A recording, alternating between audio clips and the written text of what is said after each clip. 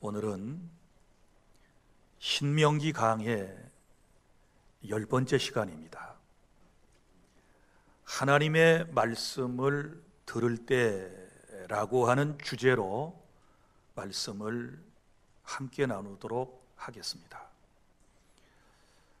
자, 지금이 제가 여러분들에게 설교를 하고 있는 시간이고 여러분들은 설교를 듣고 계십니다. 설교라고 하는 것이 무엇일까요? 어떤 사람들은 강론이라고도 하고 또 혹은 강설이라고도 하고 또 어떤 사람은 계시의 증언이라고 하는 말을 쓰기도 합니다. 그러나 보편적으로 하나님의 말씀을 전하는 행위를 설교라고 말하는 것입니다. 설교라고 할 때는 먼저 하나님의 말씀을 선포하는 것이지요. 그래서 하나님의 말씀을 낭독함으로 여러분들에게 선포하고 그리고 난 다음에 그 말씀을 해석하여 청중을 설득하는 행위를 설교라고 그래요. 그러므로 오늘도 성령의 역사하심을 따라 제가 여러분들에게 하나님의 말씀을 증거할 때 여러분이 설득당하셔야 아멘이 되고 하나님께 영광 돌리게 될 줄 믿으시기를 바랍니다. 그리고 설교자에게는 책임이 있습니다. 설교자의 막중한 책임이라고 하는 것은 하나님의 말씀을 바로 전해야 된다라고 하는 것입니다. 가감없이 하나님께서 주시는 말씀이라면 자신이 먼저 은혜를 받고 그리고 선포하고 또 여러분들을 설득해야 할 책임이 있는 것입니다. 그리고 또한 설교를 듣는 여러분들에게도 막중한 책임이 있는 것입니다. 여러분, 설교는 곧 하나님의 말씀이라고 여러분이 믿으셔야 하는 것이고 그 하나님의 말씀 앞에 아멘 하고 순종하며 그 말씀대로 살아가야 할 책무가 회중인 여러분들에게 있다는 사실 또한 잘 아셔야 하는 것입니다. 그래서 우리 장로교 예배 모범에 보면 예배에 참석한 사람들이 예배 전에 기도할 내용에 대하여 기록을 해놓았는데 설교자를 위하여 그리고 또 자신이 하나님의 말씀에 은혜 받기를 위하여 그리고 이 예배에 참여하지 못한 사람을 위하여 묵기도록 하나님께 간구하여라 이런 대목이 있거든요. 그러니까 설교라고 하는 행위가 너무너무 중요하고 또 목회자에게 있어서 여러 가지 책무가 있지만 그 중에 가장 힘들고 어려운 것이 설교라고 생각을 합니다. 사실 저는 이 설교 한 편을 준비해서 여러분들에게 전하기 위해서 한 주간 내내 많은 스트레스에 시달리는 것이 사실입니다. 오늘 설교 끝나면 또 당장에 여러분들에게 다음 주에 계속해서 설교해야 할 것들을 준비를 해야 되거든요. 이게 결코 쉬운 게 아니에요. 누군가가 설교를 딱 준비해가지고 원고만을 써준다든지 혹은 또 누군가가 아주 스피치를 잘하는 분이 대신 해주면 얼마나 좋겠습니까만은 목회라고 하는 것은 절대로 또 그럴 수도 없는 것이기 때문에 하나님께서 나에게 맡기신 일을 제가 올곧게 바로 감당하기 위해서는 제가 말씀과 씨름하고 그리고 하나님께서 주신 말씀을 여러분들이 알아듣기 쉽도록 설명하는 것이 저의 의무라고 저는 늘 생각하고 있습니다. 자, 특별히 구약성경 신명기에는 모세의 고별 설교 3가지가 기록이 되어 있다라고 하는 것을 처음에 여러분에게 말씀을 드렸습니다. 이걸 분류를 해보면 첫 번째 설교는 신명기 1장 1절에서부터 4장 43절까지가 첫 번째 설교이고, 그 주제는 모세가 겪은 출애굽 여정에 대한 이야기였습니다. 그리고 오늘 이제 두 번째 설교가 시작되는데, 신명기 4장 44절부터 신명기 30절까지 말씀이 두 번째 설교인데, 이것은 이스라엘 백성들이 가나안 땅에 들어가서 어떻게 살아야 할지에 대한, 그들이 지켜야 할 율법에 대한 설교이고, 그리고 세 번째 설교는 신명기 31장에서부터 34장까지의 말씀인데, 모세의 노래와 이스라엘을 위한 축복으로 구성되어 있습니다. 자, 오늘 저와 여러분이 함께 오늘 마주하는 이 하나님의 말씀은 모세의 두 번째 설교의 서론 부분에 해당하는 것입니다. 그러니까 설교의 본론에 들어가기 전에 먼저 서론격으로 이 말씀이 언제 어디서 누구에게 누구에 의하여 전해졌는가를 지금 말하고 있지 않습니까? 자, 먼저 44절부터 49절까지의 말씀을 살펴보면, 설교자는 누구입니까? 모세지요. 모세가, 이렇게 본문이 시작되지 않습니까? 그러면 설교의 대상은 누구입니까? 이스라엘의 자손에게, 이스라엘 자손이다, 이렇게 말씀을 했고, 그리고 설교의 내용은 하나님의 율법입니다. 자신이 시내 산에서 먼저 받았던 하나님의 말씀, 율법을 그들에게 전하고 있는 것이고, 그러면 설교하는 시기는 언제입니까? 오늘 말씀에 보면 애굽에서 나온 후이다, 이렇게 되어 있거든요. 그러니까 출애굽하고 난 이후에 42년 동안 광야에서 유리방황하다가 가나안의 목전인 모압 평지까지 지금 왔거든요.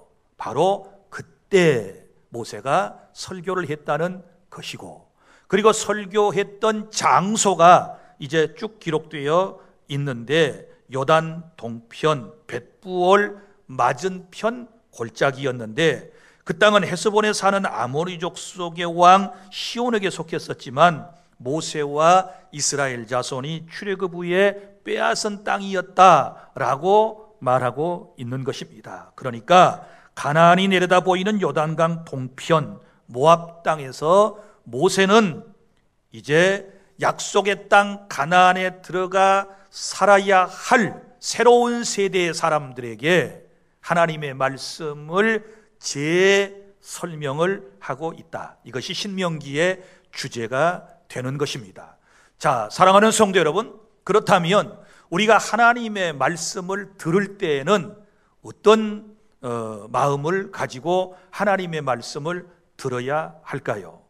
첫째는 하나님의 말씀을 듣는 태도를 여러분이 잘 하셔야 합니다. 태도가 중요하다. 자, 여러분 보십시오. 설교할 때 성령께서도 우리 가운데 역사하시지만 악령 또한 이 시간 함께하고 있다는 사실을 아셔야 돼요. 왜냐하면 하나님의 말씀이 올곧게 선포되고 회중이 그 말씀에 은혜를 받게 되면 가장 싫어할 대상이 누구이겠습니까? 사탄이지요. 그리고 여러분들이 하나님의 말씀을 통하여 은혜를 받으면 여러분의 믿음은 쑥쑥 자라지 않겠습니까? 그러면 결국은 사탄과 대적하고 사탄을 이기는 능력 있는 신자들이 되지 않겠습니까? 그러니 사탄이 어떻게 하든지 여러분들이 목사의 설교를 잘 듣지 못하도록 사람을 통하여, 환경을 통하여 내면 세계 혹은 정신 세계의 모든 것을 이 시간 다 동원해 가지고 설교를 지금 듣는 일에, 전하는 일에 방해하고 있다는 사실을 아셔야 돼요. 그래서 이 시간은 어쩌면 영적 지금 전투 속에서 이루어지고 있는 설교 시간이라고 하는 사실을 기억하고 우리가 하나님의 능력을 힘입어서 말씀을 전하고 듣는 여러분 또한 성령의 감동을 따라 말씀을 듣고 은혜 받는 그런 시간이 되어야 될 줄로 믿으시기를 바랍니다. 자, 그러면 하나님의 말씀을 들을 때 첫 번째 어떤 태도를 가지고 들어야 하는가 하면, 먼저는 과거의 사건과 그리고 과거에 주신 말씀이지만 현재의 말씀으로 하나님의 말씀을 받아야 한다라고 하는 것입니다.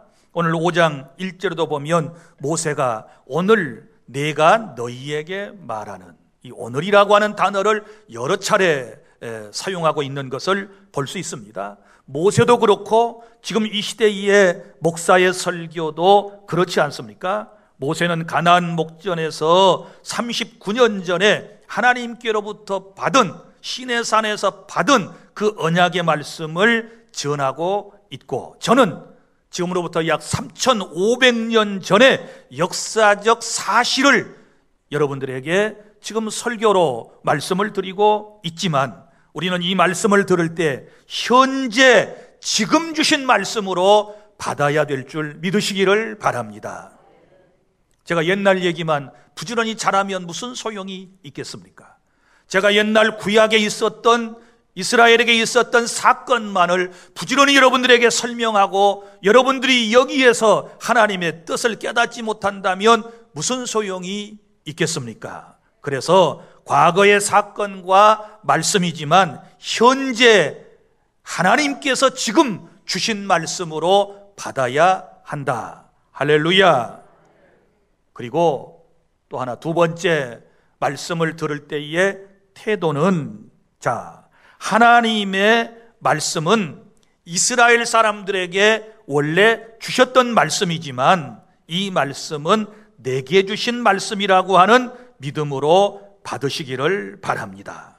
2절 보면 모세는 시내산 언약, 시내산에서 주신 율법을 39년 후에 이스라엘 백성들에게 설교를 하면서 우리에게 주신 말씀, 이런 표현을 쓰고 있습니다. 우리에게 주신 말씀.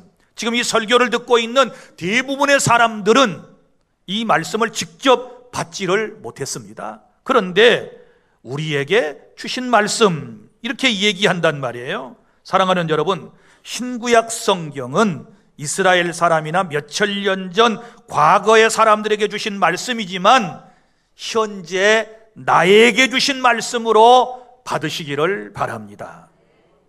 어떤 사람들은 설교를 들을 때 자꾸 타인을 떠오르는 사람이 있어요.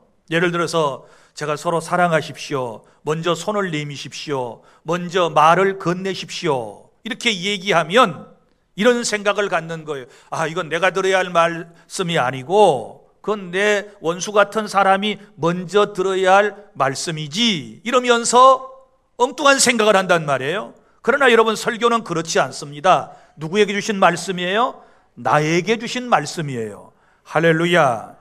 그런데 나에게 주신 말씀이 어떨 때는 이 말씀이 송이꿀보다 더 단 말씀으로 내게 들려지지만 때로는 이 말씀이 너무 쓰디쓴 약처럼 내 마음에 떨어질 때가 있다는 사실을 아셔야 돼요.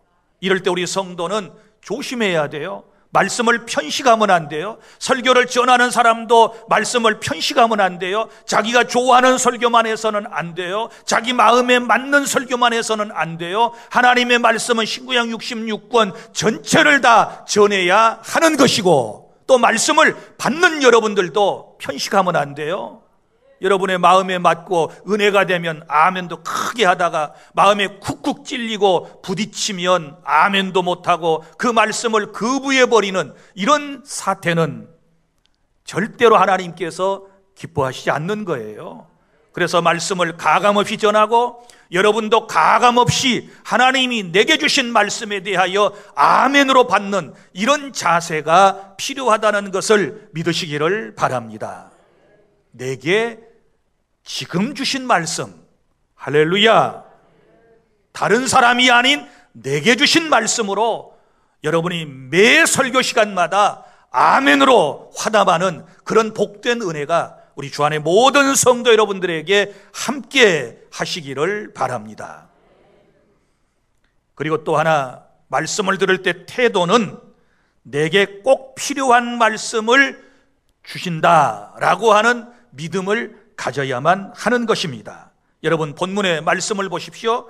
지금 이스라엘은 요단 동편 벳부을 맞은편 곧 모압 평지에서 하나님의 말씀을 듣고 있지 않습니까? 그들은 곧 요단강을 건너 약속의 땅에 들어가게 될 것입니다. 여호수아와 갈렙 외에는 그 어떤 사람도 가나안 땅을 밟아본 사람이 없습니다. 한 번도 대하지 못한 상황과 가나안의 우상과 죄악이 난무한 세상에 그들은 곧 들어가서 살게 될 것입니다. 이 모압 평지의 설교 이후에 약 한 달 반 정도면 그들은 요단을 드디어 건너게 되는 것입니다. 바로 그들에게 하나님의 말씀이 선포되었다. 이것은 무엇을 의미하는 것일까요? 우리는 한 번도 경험하지 못한 미래 앞에 지금 서 있습니다. 그리고 하나님의 말씀을 듣고 있습니다. 이 시간 이후에 어떤 일이 벌어질는지 아무도 모르고 어떤 상황에 처할는지 아무도 예측하기 힘든 상황 속에서 이 시간 이후에 미래를 살아가기 위한 하나님의 말씀을 하나님이 내게 주신다는 사실을 믿음으로 받아들일 수 있기를 바랍니다. 그러므로 오늘 지금 이곳에서 하나님의 말씀을 듣고 깨닫지 못한다면 미래를 살아갈 만한 그 어떤 능력도 어떤 힘도 여러분들에게 주어질 수 없다라고 하는 사실을 기억하고 이 시간 하나님의 말씀을 경청하고 하나님의 말씀 안으로 여러분이 들어오셔야 될 줄로 믿으시기를 바랍니다. 그리고 또 하나, 하나님의 말씀은 듣고 배우고 지켜 행하여야 한다라고 1절에 말씀을 하고 있습니다. 자, 하나님의 말씀을 전해 주었을 때 잘 여러분들은 들으셔야 돼요. 듣는다라고 하는 것은요, 그냥 듣는 것하고 영어에서는 달라요. 히어링하고 리스닝이 있다고 그랬지 않았습니까? 그냥 듣는 것하고 달라요. 하나님의 말씀은 경청하는 것입니다. 그래서 하나님의 말씀을 여러분이 잘 경청할 때에 들음으로 믿음이 쑥쑥 성장할 수가 있게 되는 거예요. 그런데 들은 이 말씀을 뭐 해야 돼요? 배워야 돼요. 자, 여러분이 말씀을 듣긴 들었는데 그 의미를 깨닫지 못하면 무슨 소용이 있나요? 다행히도 하나님께서 오늘날 목사를 세우셔서 목사가 그 말씀을 여러분에게 가르쳐 줍니다. 여러분에게 해설을 해주지 않습니까? 그래서 들었으면 이제는 배워야 되는 거예요. 하나님의 말씀을 배우는 시간이 설교 시간이라고 할 수 있는 것이에요. 하나님이 누구신지, 성경이 무엇인지, 예수 그리스도는 누구신지, 성령은 어떤 분이신지, 우리가 교회 생활은 어떻게 해야 되는지, 대인관계는 어떻게 해야 되는지, 이런 모든 것들을 지금 여러분들은 배우고 있는 거예요. 그 다음에는 어떻게 하라고 그랬습니까? 지키라. 지켜야 하는 거예요. 이걸 삶의 현장에 나가 실천에 옮겼을 때 여러분이 복된 삶이 될 줄로 믿으시기를 바랍니다. 요한계시록 1장 3절의 예언의 말씀을 읽는 자와 듣는 자들과 그 가운데 기록한 것을 지키는 자들은 복이 있나니 때가 가까움이니라. 할렐루야. 전하는 사람, 그리고 듣는 사람, 지키는 사람, 이런 은혜가 우리 모두에게 있어야 될 줄 믿습니다. 그래서 설교를 듣는 태도가 너무너무 중요한 거예요.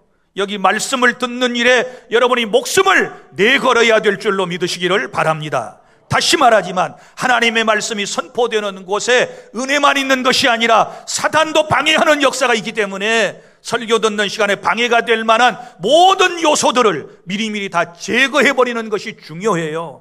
핸드폰도 꺼야 되고 잡생각도 버려야 되고 염려와 걱정도 다 버리고 하나님의 말씀에 몰입하게 되었을 때 하나님은 말씀을 통하여 찾아오시기 때문에 찾아오신 주님을 말씀으로 우리가 경험하고 체험하고 함께 은혜를 나누는 그런 역사가 있게 될 줄로 믿으시기를 바랍니다. 둘째로, 하나님의 말씀을 들을 때 언약의 말씀으로 듣고 지키시기를 바랍니다. 자, 하나님의 말씀은 언약, 언약의 또 다른 말은 약속, 또 다른 말은 계약, 이런 뜻이거든요. 그러니까 하나님께서 내게 계약으로, 약속으로 주신 말씀이라는 확신이 내 안에 있어야 될 것이고, 그리고 그 말씀을 지켜야 되겠다, 지키리라 라고 하는 이런 각오를 가지고 하나님의 말씀을 듣는 것입니다. 자, 보세요. 오늘 5장 2절, 우리 하나님 여호와께서 호렙산에서 우리와 언약을 세우셨나니.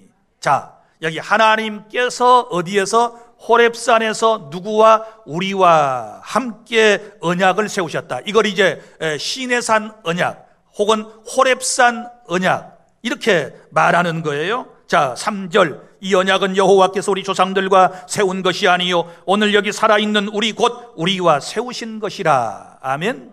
이 말씀 잘 여러분이 풀어야 돼요. 왜냐하면 여호와께서 우리 조상들과 세운 것이 아니라고 그러셨는데, 여러분 이 말씀은 깊이 여러분이 깨달아야 할 말씀인데요. 왜 하나님께서 그 조상들과 언약을 안 세우셨나요? 세우셨거든요. 누구하고? 최초의 언약은 에덴 동산에서 아담과 하와에게 창세기 3장 15절, 그 다음에 창세기 12장 1절에 보면 아브라함을 부르셔서 언약을 세우셨고, 그 다음에 야곱을 부르셔서 언약을 세우셨고, 그 다음에 다윗을 통하여서도 나중에 쭉 내려가면 또 언약을 세우시잖아요. 그런데 우리 조상들과 세운 것이 아니라는 말은 무슨 말일까요? 조상들로만 언약을 세웠다고 생각하지 말아라. 이 언약은 곧 너희, 우리와 함께 거기에 다 포함된 우리에게 주신 언약이다 라고 하는 것을 강조하고 있는 줄로 믿으시기를 바랍니다. 우리 곧 우리와 세우신 것이라. 4절, 여호와께서 산 위 불 가운데서 너희와 대면하여 말씀하실 때, 이 산은 어디입니까? 호렙산이지요. 불 가운데서는 어디예요? 호렙산에서 하나님께서 떨기나무 불꽃 가운데서 모세에게 임하신 장면을 말씀을 하고 있습니다. 5절에 보면 그때에 너희가 불을 두려워하여 산에 오르지 못하므로, 그 불에 활활 타고 있는 그 떨기나무에서 들려오는 하나님의 음성이 너무 두려워서 이스라엘 회중이 근접하지를 못했을 때, 여기 중요한 말씀, 너희 중간에 서서 여호와의 말씀을 너희에게 전하였노라 이르시되. 자, 하나님과 이스라엘과 중간 사이에 누가 있습니까? 모세가 있어요.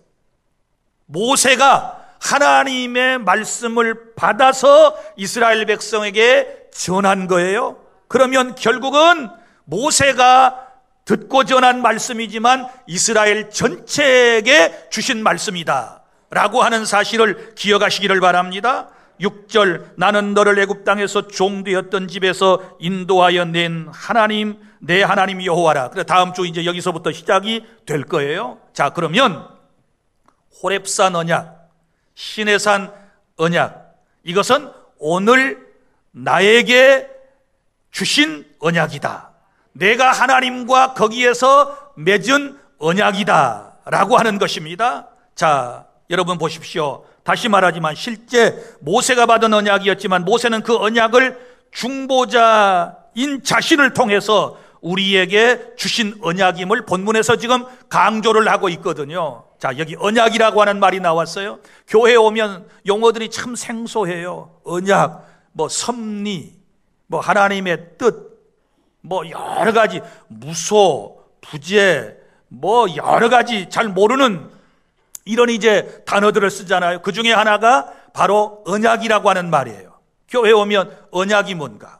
언약. 자, 그러면 일반적으로 언약은 제가 아까 약속이라고도 말할 수 있고 계약이라고도 말할 수 있는 거라고 그랬어요. 언약은 말로 하는 것을 언약이라고 그래요. 이게 나중에 이제 성문화되면 계약서가 되는 거지요. 자, 그러면 언약에는 일반적으로 두 가지 언약이 그때도 있었고 지금도 있어요. 하나는 이런 거예요. 서로 대등한 관계에서 맺어지는 언약을 쌍무 언약이라고 그래요. 한문으로 쌍무 언약. 신학에서도 이걸 쌍무 언약이라고 그래요. 그러니까 신과 사람, 동등한 관계에서, 대등한 관계에서, 그리고 사람과 사람 사이의 언약을 말하는 거예요. 자, 서로가 서로 다른 조건을 제시해요. 자, 갑을 우리는 그렇게 나누잖아요. 이게 별로 좋은 표현은 아니에요. 갑을 관계는 이게 상하 관계이기 때문에 별로 좋은 표현은 아닌데 우리 계약서는 알 수 없이 그렇게 써요. 그래서 서로가 각각 다른 조건을 제시하고 지켜야 할 언약을 쌍무언약 이렇게 얘기를 한단 말이에요. 이 언약은 두 당사자 간의 합의에 따라서 맺어지고 양쪽이 다 지켜야 하는 것이에요. 그래서 계약서를 작성하고 난 다음에는 반드시 쌍방이 사인을 하든지 날인을 딱 해야만 이게 효력이 발생하는 것, 이것을 뭐라고 그래요? 쌍무언약 이렇게 말하는 거예요. 자, 그리고 오늘 이제 신해산 언약, 이것은 일방적인 언약, 편무 언약이라고 하는 거예요. 자, 보세요. 하나님과 인간 사이는 동등한 관계가 아니잖아요. 하나님은 우리의 창조주이시고 우리는 그의 피조물이시잖아요. 하나님은 거룩한 신이시고 우리는 죄를 범한 죄인이잖아요. 어떻게 우리가 감히 하나님과 대등한 관계에서 계약이 이루어질 수 있겠습니까? 이건 계약 관계가 성립이 될 수가 없는 거예요. 그런데 하나님은 우리를 너무 사랑하셔서 우리를 구원하시기 위하여 은혜의 계약을 맺으셨는데 일방적으로 하나님께서 우리에게 계약을 선포하신 거예요. 그게 바로 신해산 언약이라고 하는 거예요. 이건 하나님의 사랑에서부터 비롯되었다라고 하는 사실을 여러분 믿으시기를 바랍니다. 그래서 하나님께서 우리를 사랑하셔서 자발적으로 오늘 이스라엘 백성에게 우리에게 주신 약속인데, 이 약속은 이스라엘 백성이나 개인이 할 수 있는 아무런 기여나 조건 없이 하나님께서 약속하신 대로 순종하여 충실히 따르기만 하면 복을 받는다라고 하는 언약, 곧 신해산 언약, 은혜의 언약인 줄로 믿으시기를 바랍니다. 그러니까 너무너무 일방적인 은혜예요. 일방적인 계약 혹은 언약이라고 말할 수 있는 거예요. 자, 사랑하는 여러분, 이스라엘 백성들은 감히 하나님 앞에 이제 계약 관계에 들어설 수 없는 그런 존재들이었지만 우리도 마찬가지잖아요. 우리 같은 죄인이 어떻게 하나님 앞에 감히 나서서 이것저것을 요구하며 우리가 언약을 맺읍시다 이렇게 얘기할 수 있겠어요? 하나님의 전적인 은혜로 하나님이 우리를 사랑하셔서 일방적으로 우리에게 은혜 언약을 맺어주셨다라고 하는 사실을 믿으시기를 바랍니다. 자, 오늘 5절도 보면 모세가 이 언약의 중간에 서 있었다 그랬죠. 중간에, 이런 표현이 5절에 중간에 서서 여호와의 말씀을 너희에게 전하였노라. 중간에 선자, 이렇게 말씀을 하고 있는 거예요. 그러니까 중간에 섰다는 말은 둘 사이의 일을 주선하는 사람을 얘기하잖아요. 그러면 여기서 중요한 것은 무엇을 지금 성경이 우리에게 말씀을 하는가 하면, 이 모세가 이스라엘과 하나님 사이에 중간에 선 것은 죄인된 인간과 거룩하신 하나님 사이에 중보자이신 예수 그리스도가 서셔서 우리에게 말씀을 주시고 우리의 구원을 이루어 나가실 것에 대한 언약의 말씀인 줄로 믿으시기를 바랍니다.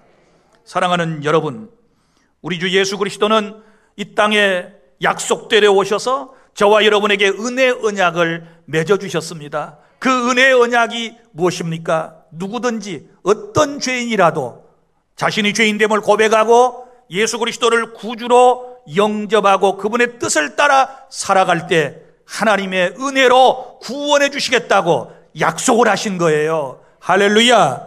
그래서 우리는 이 언약 관계 속에 들어와 있고 그 언약에 근거해서 구원받게 된다라고 하는 사실을 믿으시기를 바랍니다. 사랑하는 성도 여러분, 항상 언약의 주체는 누굽니까? 하나님이시지요. 오늘 또 말씀을 보세요. 하나님께서 이스라엘 백성들에게, 하나님께서 우리에게 예수를 믿으면 내가 너를 구원해 줄게, 이렇게 우리에게 언약을 맺어주셔서 우리가 그 은혜로 구원의 은총을 받고 이 자리에서 예배하는 사람으로서 이곳에 있다고 하는 사실을 믿으시기를 바랍니다.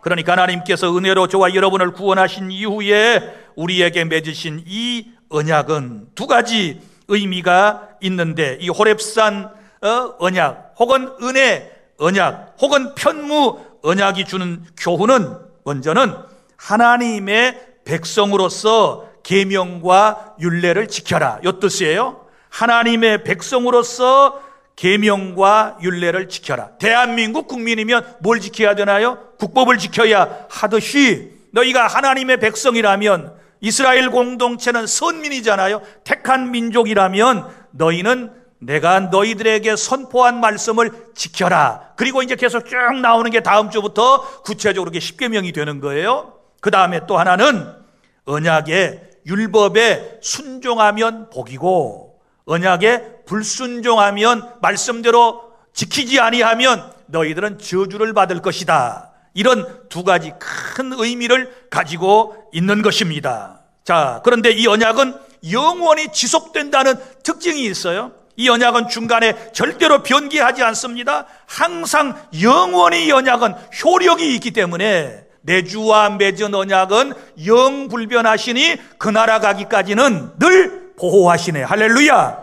하나님의 언약이 그거였어요. 예수 믿으면 구원받을 것이다. 그리고 구원받은 너희는 내가 저 하나님의 나라 갈 때까지 지켜줄게. 내가 보호해줄게. 이렇게 약속하신 바대로 하나님이 우리를 지켜주실 줄로 믿으시기를 바랍니다. 믿습니까? 자, 그런데 보통 인간관계에서는 계약서를 쌍방에 쓰잖아요. 혹은 내가 일방적으로 자식들하고는 약속을 하지요. 너 뭐 하면 내가 뭐 이렇게 해줄게. 이건 일방적이에요. 자녀하고 뭐 계약 쓸 때 뭐 자녀가 뭘 내세울 수 있습니까? 없지요. 마찬가지지요. 하나님께서 우리에게 일방적으로 말씀을 주실 때에 자, 시내산에서는 아주 중요한 것은 어디에다가 돌에다가 비석에다 새기듯이 탁 두 돌판에다가 절대로 잊어버리지 말아라. 그리고는 거기다가 딱 새겨주신 거예요. 자, 그리고 이제 모세를 통하여 이 언약을 성문화시켜서 기록을 하라고 하신 거예요. 그게 모세 오경이에요. 모세에게 주신, 모세를 통하여 주신 5권의 율법책, 창세기, 출애굽기, 레위기, 민수기, 신명기, 이걸 모세 오경이라고 그래요. 그래서 모세 시대 이후에는 이제는 이 하나님의 언약, 약속, 말씀을 성경에다가 기록해 주셨다. 할렐루야. 자, 그래서 이제는 아무도 핑계할 수가 없는 거예요. 몰라서 제가 죄를 지었는데요, 이럴 수가 없어요. 왜? 여기 다 기록이 되어 있거든요. 하나님께서 우리에게 요구하시는 모든 말씀이 신구약 성경에 다 기록되어 있는 거예요. 그러니까 우리가 하나님의 말씀을 대할 때는 하나님께서 내게 주신 언약, 계약서, 할렐루야, 하나님께서 나의 구원과 내 삶에 대한 모든 것을 이 책에 다 약속의 말씀으로 기록해 주셨다라고 하는 사실을 믿으시기를 바랍니다. 그래서 성경을 부를 때에 구약, 그 다음에 신약, 이 약속의 책이라고 부르는 이유가 거기 있어요. 구약은 죄에 빠진 인간을 구원하기 위하여 내가 메시아를 너희들에게 보내시겠다라고 하는 약속의 말씀이 구약, 옛 약속. 그 다음에 신약은 그 약속대로 이 땅에 오신 예수 그리스도께서 우리에게 주신 약속, 나를 믿는 자는 영생을 얻는다, 내가 너와 함께 한다, 그리고 내가 저 천국에 갔다가 다시 때가 되면 너희들에게 와서 너희를 구원하여 천국에 가서 영원토록 함께 살 것이다. 이건 하나님의 약속이거든요. 이 약속을 여기에 다 기록을 해주셨기 때문에 우리의 신앙은 하나님의 언약에 근거한다는 사실을 믿으시기를 바랍니다. 사람의 지식이나 사람의 경험이나 사람의 헛된 철학이나 이성의 판단에 의해서 신앙생활을 하는 것이 아니고 우리는 정확무한 하나님의 말씀, 이 언약의 말씀, 이 계약의 말씀에 근거해서 하나님을 믿고 따라가는 그런 성도가 될 때에 우리 하나님께서는 놀라운 은혜와 복을 허락해 주실 줄로 믿으시기를 바랍니다. 이제 말씀을 맺습니다. 사랑하는 주 안의 성도 여러분, 하나님의 말씀을 듣는 태도가 중요하다고 그랬습니다. 자, 항상 말씀을 들을 때 지금 나에게 내 형편에 맞는 말씀을 누가 주셨다? 하나님이 주셨다. 그러므로 나는 그 말씀 앞에 아멘해야 될 줄로 믿으시기를 바랍니다. 그리고 또 하나님의 말씀을 우리가 들을 때는 언약의 말씀, 약속의 말씀, 매주 들려주는 말씀이 그거잖아요. 이 말씀대로 이렇게 살면 복을 받을 것이다. 그러나 이 말씀대로 살지 못하면 어려움을 겪게 될 것이다. 이 사실은 이런 논리거든요. 그러니까 여러분들이 하나님의 말씀을 읽게 들을 때마다 언약의 말씀, 그런데 여러분 보세요. 우리가 일반 세상에서도 보험을 들면 계약서 쓰지요. 보험 안 들어보셨어요? 뭐 생명보험, 자동차보험, 무슨 노후보험, 뭐 연금보험, 많은 보험의 종류가 있는데, 자, 보험에 대해서 이 설명을 잘 해주는 분이 있죠. 누구예요? 보험 설계사지요. 이분이 설명을 쭉 해줘요. 자, 보험의 총 금액은 얼마입니다. 매달 얼마씩 넣는 겁니다. 나이가 몇 살이 되면 받을 혜택은 이런 겁니다. 혹시 사고가 나면 이런 혜택을 받을 것입니다. 그리고 뭐 또 다 끝나고 나면 얼마를 받을 것입니다. 설명을 다 해줘요. 그런데 막상 이제 보험회사에서 날라온 계약서를 보면 책으로 한 권이에요. 그거 다 읽어보셨어요? 자, 그런데 그거 이제 계약을 체결할 때 거기다가 이해하였음, 들었음 다 연필로 써놓은 데다 위에다 또 여러분이 힘주어 쓰지요. 그리고 난 다음에 여러분이 도장을 꽝 찍어야 계약이 성사가 되고 그때부터 효력이 발생하는 거예요. 자, 큰 거는 아는데 작은 것에 대해 잘 모르는 거예요. 그 한 번도 읽어보지 못해. 저도요, 한 번도 끝까지 읽어본 적이 없어요. 그 깨알 만큼 작은 글씨를 언제 다 읽어봅니까? 자, 그런데 거기는 다 법적인 효력이 그 문구 하나하나, 낱말 하나하나에 함축되어 있다는 사실을 우리는 알아야 되는 거예요. 자, 마찬가지예요. 설교가 뭐냐? 여러분이 큰 틀에서는 하나님이 누군지 어떻게 구원받는지 다 아신다고요? 그런데 소소한 하나님의 말씀과 뜻에 대해서는 잘 몰라요. 그래서 제가 마치 보험회사 설계사처럼 여러분에게 조목조목 여러분이 놓쳤던 부분들을 계약서 2페이지, 1페이지 지금 쭉 찾아가면서 그 내용을 여러분에게 설명을 해주는 지금 시간이 설교 시간에 이해가 되나요? 그럼 모르는 걸 배우는데 졸아요? 잘 깨닫지도 못하는 말을 설명해 주는데 졸립니까? 이러면 안 되잖아요.